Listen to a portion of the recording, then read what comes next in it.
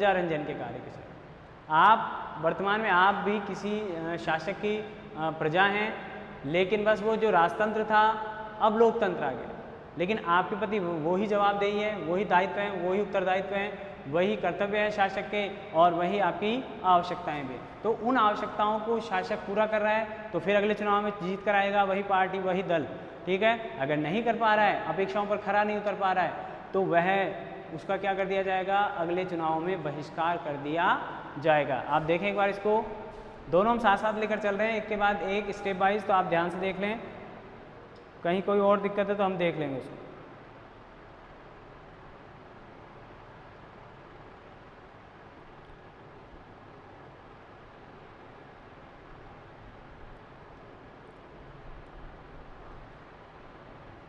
आगे चलें। अब प्रजारंजन के अंतर्गत क्या क्या कार्य किए जा सकते हैं उनकी बात करते हैं, किस किस वर्ग को रखा गया है। तो पहला तो है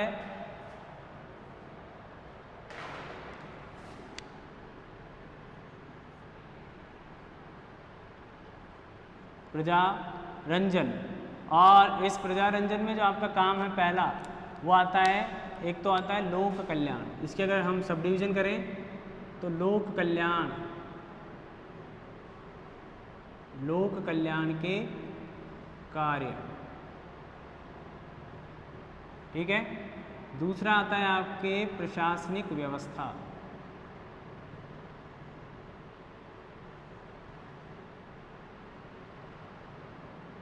ठीक है। तीसरा आपका आता है न्याय व्यवस्था,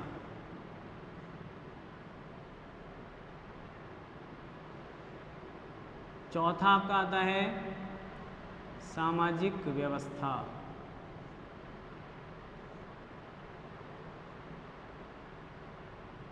सामाजिक व्यवस्था का नियमन, ठीक है। और पांचवा आता है अर्थव्यवस्था,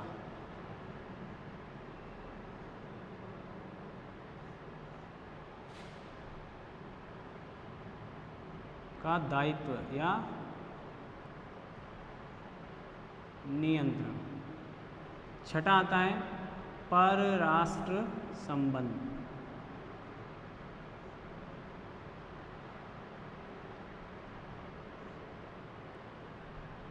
इनका एक एक करके जब हम अध्ययन कर लेंगे, डिस्कशन कर लेंगे, तो हमारा प्रजारंजन का जो टॉपिक है वो क्या हो जाएगा, कंप्लीट हो जाएगा। हालांकि ये जो विषय हैं ये सारे लोक कल्याण के ही विषय हैं, ठीक है। लेकिन लोक कल्याण वाकई में होता क्या है, लोक जो है वो प्रजा से संबंधित है। लोक शब्द किसके लिए प्रयोग किया जाता है, जनता के, यानी वे मैक्सिमम कार्य या वे मैक्सिमम सुविधाएं या आवश्यकताएं जिनका सीधा संबंध किसके साथ है, प्रजा के साथ, किसी वर्ग विशेष के नहीं। हालांकि वर्ग विशेष के व्यक्ति भी प्रजा में शामिल होते हैं, लेकिन इनकी क्वांटिटी कम होती है और उनकी आवश्यकताएं सामान्य व्यक्ति की आवश्यकताओं से डिफरेंट हो सकती है, ठीक है।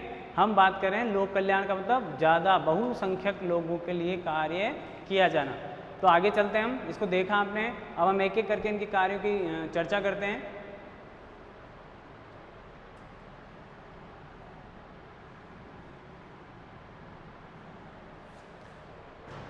देखो, लोक कल्याण के अंतर्गत क्या किया जाना चाहिए, प्रजा का कल्याण, प्रजा या लोक,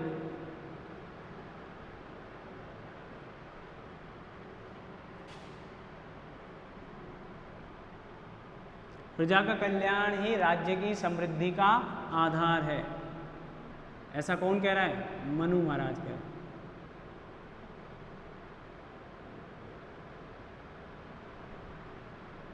ठीक है, मनु ने कहा भाई प्रजा की समृद्धि होगी और कल्याण होगा तो ही राज्य को क्या प्राप्त होगी, समृद्धि प्राप्त होगी। अगर जिस राज्य की प्रजा समृद्धि को प्राप्त नहीं कर रही है, दुखी है, आर्थिक रूप से संपूर्ण नहीं है, या आर्थिक धन तो है लेकिन उसकी सुरक्षा नहीं है, या सुरक्षा तो है लेकिन वह धन अपव्यय हो रहा है किसी शराब, जुआ या किसी अन्य प्रकार के व्यसन में, तो धनवान भी है, सुरक्षित भी है धन, लेकिन धन का अपव्यय हो रहा है, यानी मॉरल रूप से उसमें किसी भी प्रकार का कोई विकास या कोई उत्साह नहीं है। तो राजा को क्या कहा गया है कि जो व्यक्ति है, जो सुरक्षित प्रजा है, वह सुरक्षित प्रजा के लिए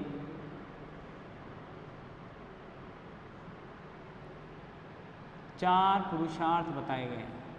ठीक है, यानी प्रजा की समृद्धि के लिए पुरुषार्थ करना होगा।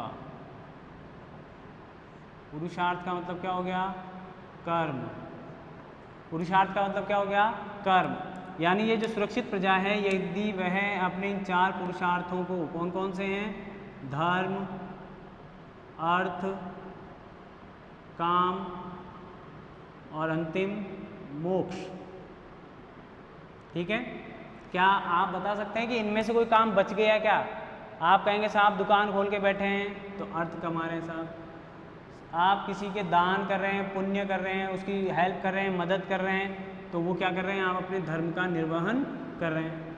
शादी आपने कर ली तो आप काम, शादी का मतलब ओनली काम ही नहीं है, या विवाह का मतलब संतान उत्पत्ति से तात्पर्य है। ठीक है, संतान उत्पत्ति हुई और विवाह का उद्देश्य क्या हो गया? खत्म हो गया। अगर इन तीनों में भी आपको कोई इंटरेस्ट नहीं है और आप निस्वार्थ भाव से अपने दायित्वों का निर्वहन कर रहे हैं और किसी भी मोह माया आकांक्षा से ऊपर हो चुके हैं, यानी एक तरह से संन्यास ले लिया आपने, समाज में रहते हो, तो आपको किसकी आकांक्षा? इसका मतलब मोक्ष की। तो ये जो प्रजा है यह अपने चार पुरुषार्थों के माध्यम से, चारों पुरुषार्थों को प्राप्त करने का क्या करेगी? प्रयास करेगी।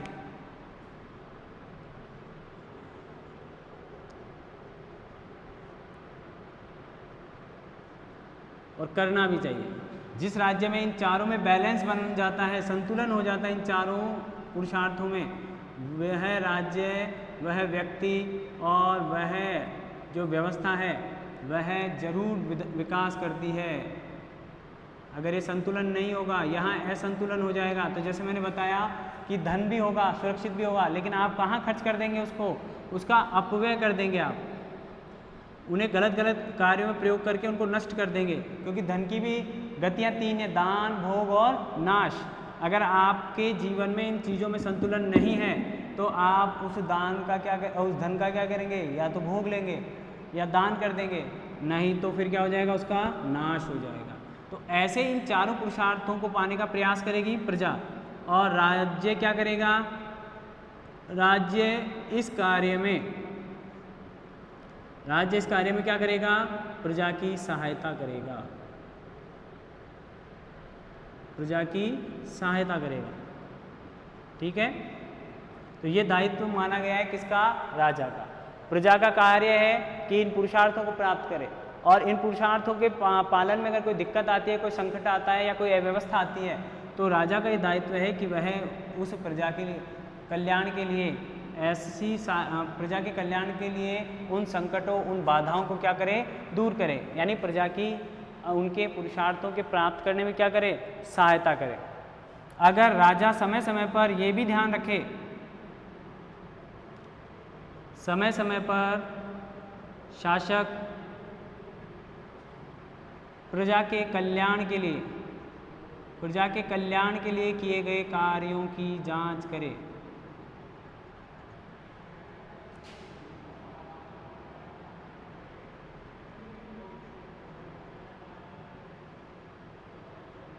देखो, आप बुक से पढ़ेंगे तो बहुत टफ हो जाएगा, सीधी सी बात आ रही है। अगर आप बुक से पढ़ने बैठेंगे तो बड़े बड़े भारी भारी शब्द आपके ऊपर डाल दिए जाएंगे। तो ऐसे समय में क्या कर रहे हैं आप? मैं आपको शॉर्ट करके बता रहा हूँ, लेकिन कोई चीज़ छोड़ नहीं रहा हूँ।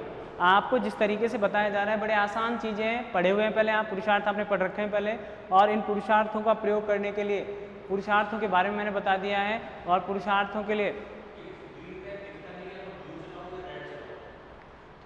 पुरुषार्थों को आप जो प्रयोग करना है, प्राप्त करना है, संतुलित करने के लिए अपने आप को, समृद्धि करने के लिए राज्य की, तो प्रजा के कल्याण में इन चारों तत्वों का योगदान है। और इन चारों तत्वों को प्राप्त करने में राज्य के दायित्व है या राजा का दायित्व है।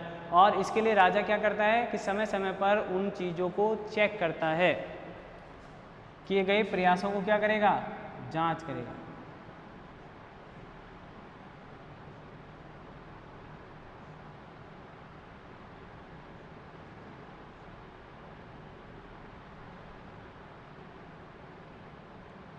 जांच करेगा। ठीक है, की जाएगी लिखने वाला था मैं, लेकिन चलिए सेंटेंस पूरा हो गया। शासक क्या करेगा, जांच करेगा, और अगर वहाँ फिर भी किसी प्रकार की कोई कमी पाई जाती है तो राजा उसके अनुरूप ही क्या करेगा, आचरण करेगा। मैंने बताया दंड वगैरह अगर देने हैं तो दंड देगा, किसी तरह की कोई और सहायता देनी है तो वो सहायता दी जाएगी।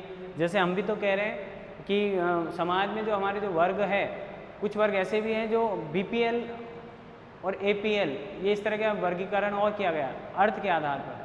तो वो जो BPL हैं उनके लिए राशन कार्ड की व्यवस्था अलग से है, उनके लिए 2 रुपये किलो चावल, 1 रुपये किलो गेहूँ, इस तरह की व्यवस्था की गई है ताकि वह प्रजा जो है वह कल्याण में किसी अपने आवश्यक चीज़ों को प्राप्त करने में किसी तरह की क्या नहीं हो, कोई कमी महसूस नहीं करें।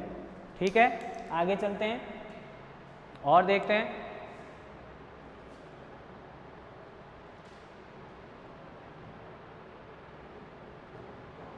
अब इसका रिजल्ट क्या होगा, जांच की जाएगी, इतना काम किया जाएगा, तो इसका परिणाम क्या होगा कि जो राजा, जो शासक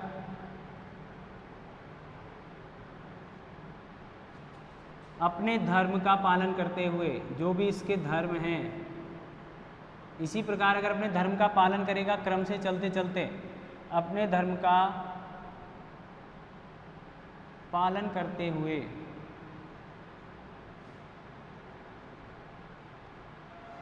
कर ग्रहण करने की कैपेसिटी,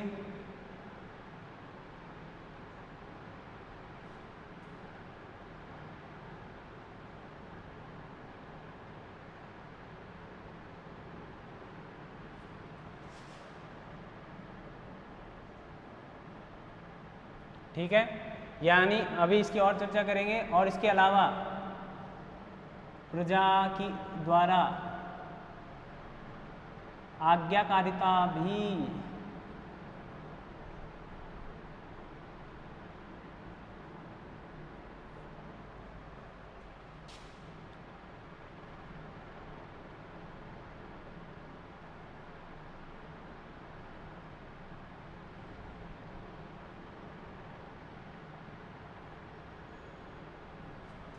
अब देखो इस बात को समझें कि जो आपको पता होना चाहिए कि जब अमेरिका में क्रांति होती है, अमेरिका को अपने अधिकारों के लिए अमेरिकी नागरिक जो हैं, अब मैं इसका अंतर्राष्ट्रीयकरण कर रहा हूँ क्योंकि मैंने कहा है कि ये जो विचारधाराएं हैं ये भारत की ही नहीं है।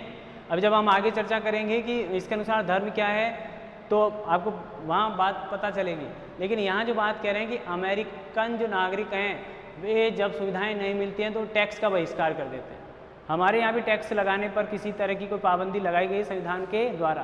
तो जब आप यानी राज्य अपने दायित्वों का निर्वहन नहीं करता है या अपने किसी कार्य को करने में वो सफल नहीं होता है, असफल हो जाता है, तो वहाँ पर वहाँ के नागरिक सरकार को टैक्स देना बंद कर देते हैं या आंदोलन करते हैं कि वो टैक्स नहीं दिया जाएगा, अधिकार नहीं तो टैक्स नहीं, यानी बिना राइट के वहाँ पर टैक्स भी नहीं देते हैं। ये कि यही बात हमारे यहाँ पर मनु ने भी कही है। मनु का कहने का तरीका और है, वो ये कह रहे हैं कि जो भी शासक अपने धर्म का पालन करता है वही कर लेने का अधिकारी होता है। यानी जो अपने दायित्वों के निर्वहन में असफल हो जाता है तो प्रजा से वह कर ग्रहण भी नहीं कर पाएगा। यानी ये जो कर संग्रहण की प्रवृत्ति है या दायित्व है या हक बनता है वह तभी है जब शासक अपने धर्म का पालन करेगा। और जो शासक अपने धर्म का पालन करेगा वह कर ग्रहण भी करेगा, कर भी एकत्रित कर सकेगा, कर भी लगा सकेगा, इम्पोज कर सकेगा पब्लिक पर, तो और उसी की आज्ञा का पालन प्रजा के द्वारा भी किया जाएगा। यानी वह शासक उस लेवल तक पहुंचेगा जहां पर प्रजा स्वतः ही राजा के आदेश को ईश्वर का आदेश मानकर उसका क्या करेगी, पालन करेगी। लेकिन ये सभी चीज़ें तभी पॉसिबल हो पाएंगी जब राजा अपने प्रजा के कल्याण के लिए काम करेगा। तो ये सारे जो आधार हैं या लोक कल्याण के जो कार्य हैं उनका आधार इन तत्वों को रखा गया है। यानी बिना इन्हें प्राप्त किए या इन्हें पूरा किए कोई भी शासक प्रजा की आज्ञाकारिता का जवाबदेह या निर्वहन नहीं कर सकेगा। यानी जनता उसी की आज्ञा का पालन करेगी जिसके द्वारा शासक के धर्म का पालन किया जाएगा। और जो शासक अपने धर्म का पालन नहीं कर पाएंगे ऐसे शासकों को प्रजा के द्वारा हटा दिया जाएगा या उनकी आज्ञा का पालन नहीं किया जाएगा। आगे चलते हैं। जो हमारा दूसरा काम था अर्थव्यवस्था संबंधी दायित्व। इसको देख लें आप पहले एक बार, समझ लें, पढ़ लें, क्योंकि घर पे आप बुक लेकर पढ़ेंगे तो बोरिंग हो जाएगा।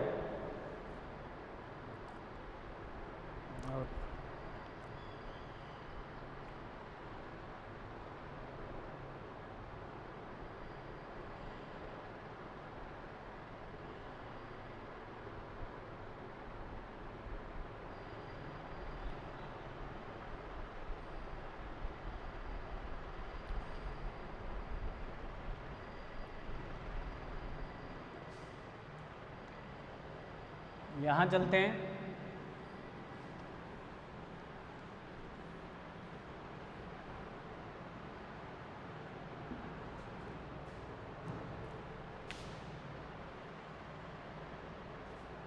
अब यहाँ देखिए आप, अगला जो हमारा कार्य है वो है अर्थव्यवस्था या आर्थिक।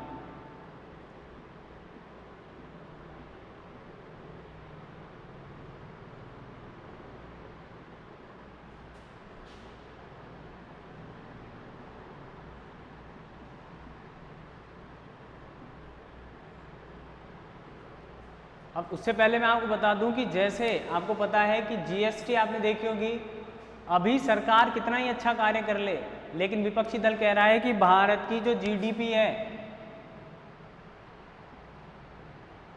वो -23 चली गई है। क्या कह रहा है अभी विपक्ष? माइनस क्या चली गई है? 23 चली गई है। अब हम अगर इसकी बात करते रक्षण की, अब -23 चली गई है, तो इसका मतलब है कि हमारा ग्रॉस डोमेस्टिक जो प्रोडक्शन है वो नेगेटिव चला गया।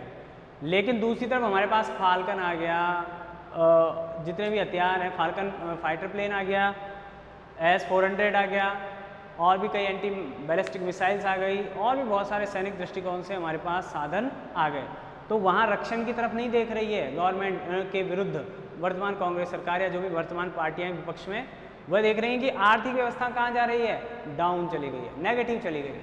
तो इसका मतलब सैनिक आधार पर जो कार्य किया जा रहा है उसके बजाय वो देख रहे हैं कि जो अर्थव्यवस्था से संबंधित मुद्दे हैं वहाँ पर सरकार असफल हो रही है, और वहाँ असफल हो रही है। इसका मतलब राष्ट्र के अंदर या देश के अंदर जो वातावरण है, वो आर्थिक जो वातावरण है वो एकदम नकारात्मक है, वहाँ पर सरकार असफल है, प्रजा के आर्थिक हितों की रक्षा नहीं कर पा रही है। तो यानी एक आंदोलन खड़ा करना चाह रहे हैं, लेकिन प्रजा का ध्यान अभी इस और नहीं है, क्योंकि कोरोना की वजह से गई है, तो प्रजा भी जानते हैं कि ये जो समय थोड़ा सा क्रिटिकल है, तो ज़्यादा महत्व उनकी बातों को नहीं दे रहे। अगर सामान्य परिस्थितियों में ऐसा हो जाता तो शायद जनता विद्रोह भी कर सकती थी, या सरकार के खिलाफ प्रदर्शन भी बहुत बड़ी मात्रा में हो सकते थे। अब यहाँ पर हम जो बात कहना चाह रहे हैं उसी बात की बात कर रहे हैं कि मनु भी ये कहते हैं कि जो अर्थव्यवस्था है या जो आर्थिक स्थिति है वो संपूर्ण प्रशासनिक व्यवस्था की या राज्य की व्यवस्था की क्या है? धुरी है। तो देखें आप, मनु के अनुसार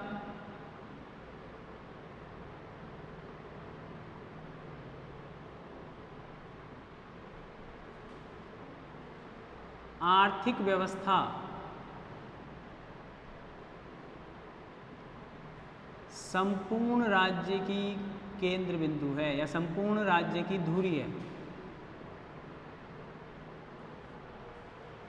संपूर्ण राज्य की धुरी या चक्र है, ठीक है। अब इसके लिए क्या करना है कि जो अर्थव्यवस्था है वह सभी प्रशासनिक वेतन आते हैं, आपको पता है, सैनिकों के वेतन हो गए, सरकारी अधिकारियों के वेतन हो गए, या किसी संकट के समय प्रजा के हितों के लिए जो कार्य किए जाएंगे उन कार्यों के लिए भी धन की आवश्यकता होती है, जनरल सी बात है। लेकिन अब यहाँ पर ये कह रहे हैं कि शासक के द्वारा अर्थव्यवस्था को सुचारू या नियंत्रित करने का काम किया जाना चाहिए। आपके घर में शायद फादर सैलरी लाकर दे देते हैं मदर को, तो मदर सारी अर्थव्यवस्था को संभालती है, या कई बार फादर खुद भी जितने भी एक्सपेंसेस होते हैं उनको पूरा करने की कोशिश करते हैं, लेकिन फिर भी कई बार उलझ जाते हैं, और मम्मी उन दिए हुए पैसों में से बहुत बचत कर लेती है। यानी मम्मी का अर्थशास्त्र पापा की तुलना में थोड़ा सा बेटर हो जाता है। तो वो बेटर होता है क्योंकि उन्हें पता है कि कब कहाँ किस तरीके से पैसे बचाए जा सकते हैं, कहाँ कहाँ और कहाँ कहाँ उनको खर्च करना आवश्यक होता है, यानी आवश्यक खर्चों में और कम आवश्यक खर्चों में भेद कर लेती है और परिस्थिति के अनुसार उनको आगे पीछे कर देती है। जो आवश्यक है उनको पहले और जो कम आवश्यक है उनको थोड़ी देर के लिए टाल देते हैं। तो यहाँ भी शासक से भी अर्थव्यवस्था को नियंत्रित या संतुलित करने की आवश्यकता जताई गई। अर्थव्यवस्था को संतुलित करें, इसके लिए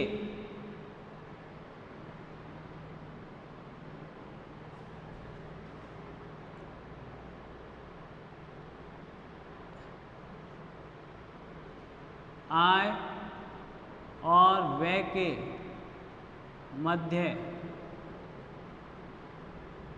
संतुलन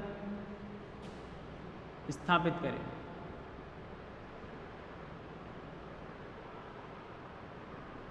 ठीक है। इसके अलावा वह ये ध्यान रखे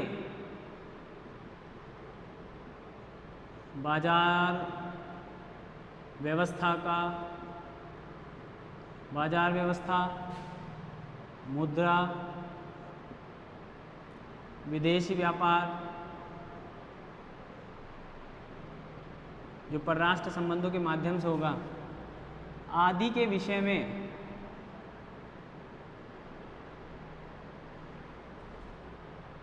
प्रावधान करे, निर्धारित करे कि किस वस्तु पर क्या मूल्य होगा, किस वस्तु को किस राष्ट्र से खरीदा जाएगा, किस वस्तु को सस्ता रखा जाएगा, किस वस्तु को अत्यधिक मूल्यवान रखा जाएगा। ठीक है। तो ये सब कार्य किसके द्वारा किए जाएंगे? शासक के द्वारा। इनसे क्या होगा? अगर शासक ये जो व्यवस्था करेगा, इससे क्या होगा? प्रजा की भौतिक समृद्धि होगी। प्रजा का भौतिक यानी उसके साधन जो हैं, आय व्यय रोजगार आवागमन के साधन, जितनी भी सुविधाएं मैंने पहले भी आपको एग्जांपल दिया कि जहां व्यापार अच्छा होता है वहां का मार्केट ऑटोमेटिकली क्या हो जाता है? डेवलप हो जाता है। आप देखते हैं कि रोड जो है, हाईवे जो होते हैं, छोटी गली हो फिर स्टेट हाईवे हो फिर नेशनल हाईवे हो, तो इनके आसपास मार्केट ज़्यादा डेवलप होते हैं, लंबी दूर के मार्केट डेवलप होते हैं। या पुरानी जो बसावट है वहाँ भी पॉपुलेशन ज़्यादा होने पर बाज़ार बहुत अच्छे तरीके से क्या होता है? डेवलप होते हैं। और जहाँ बाज़ार अच्छे डेवलप हो जाते हैं वहाँ अन्य सुविधाएं भी धीरे धीरे एक साथ आ जाती हैं। तो ये सब करने से क्या होगा? प्रजा का भौतिक विकास होगा, संसाधन इकट्ठे होंगे या संसाधन खरीदने का सामर्थ्य आएगा। और क्या होगा? इसके लिए राजा को क्या करना चाहिए? राजा का दायित्व है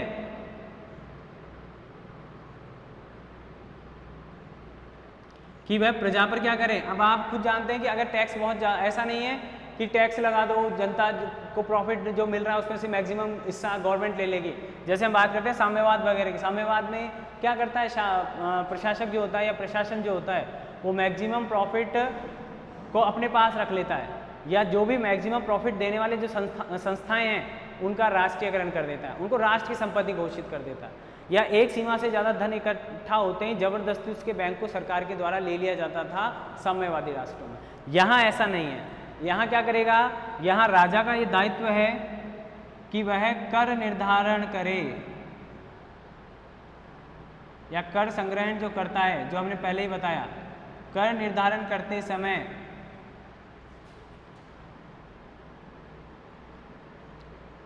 उचित तथ्यों का पालन करें, सही प्रक्रिया अपनाई जानी चाहिए।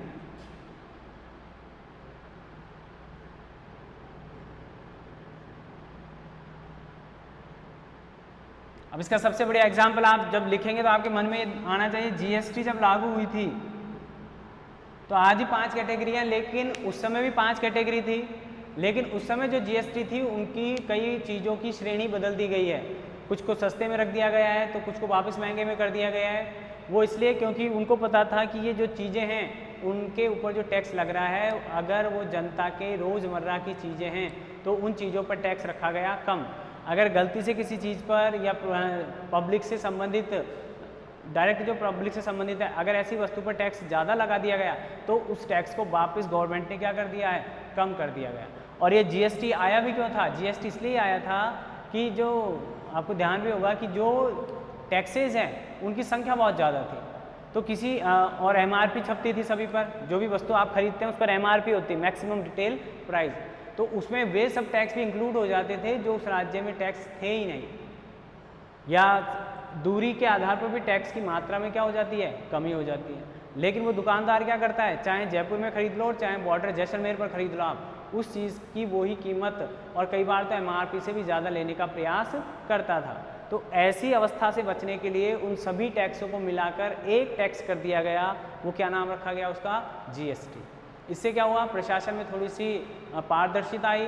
टैक्सों के बारे में एक ही टैक्स लगेगा, एक स्टेट GST, एक सेंट्रल GST, ज़्यादा करें तो सर्विस टैक्स, ठीक है। तो इस तरह के टैक्सेस आने से क्या हुआ, उनकी 4 श्रेणी भी क्यों की गई, ताकि प्रक्रिया जो सामर्थ्य है प्रजा या लोगों का उसका पता रहे उनको। ऐसा ना हो कि एक व्यक्ति जिसकी इनकम कम है और एक व्यक्ति जिसकी इनकम बहुत ज़्यादा है, दोनों बराबर तरीके से टैक्स दें, या ऐसी वस्तुएं जिनको उच्च वर्ग के लोगों के द्वारा ज़्यादा यूज़ किया जा रहा है उन पर तो टैक्स की मात्रा होती है कम, और जो निम्न वर्ग के व्यक्ति के द्वारा या जिसकी आर्थिक स्थिति कमज़ोर है उसके द्वारा जब प्रयोग किया जाता है तो उस पर लग रहा है टैक्स ज़्यादा।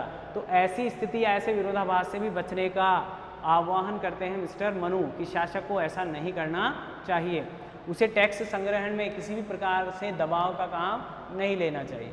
टैक्स की मात्रा निर्धारित करते समय ध्यान रखना चाहिए कि प्रजा का सामर्थ्य कितना है या किस प्रकार से वो अपना टैक्स चुका सकती है। तो कर निर्धारण करते समय राजा के द्वारा उचित प्रक्रिया अपनानी चाहिए और प्रजा पर दबाव नहीं बनाना चाहिए।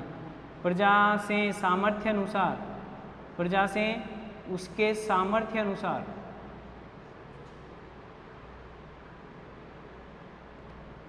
अनुसार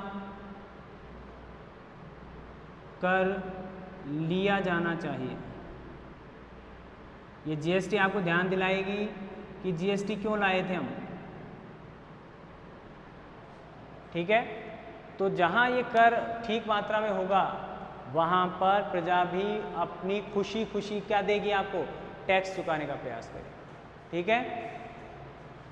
आगे हम चर्चा करते हैं इसी के साथ अगले वीडियो में, लेकिन पहले मैं आपको इसकी एक बात बता देता हूँ, फिर आप ध्यान रखें।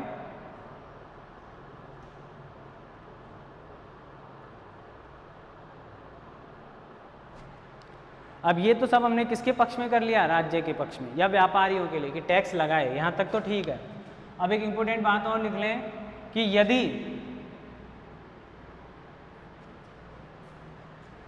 यदि व्यापारियों के द्वारा किसी प्रकार की कोई मिलावट की जाती है,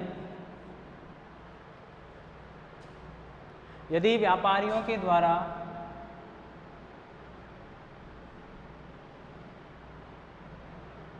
मिलावट, जमाखोरी या अधिक मूल्य पर बेचना,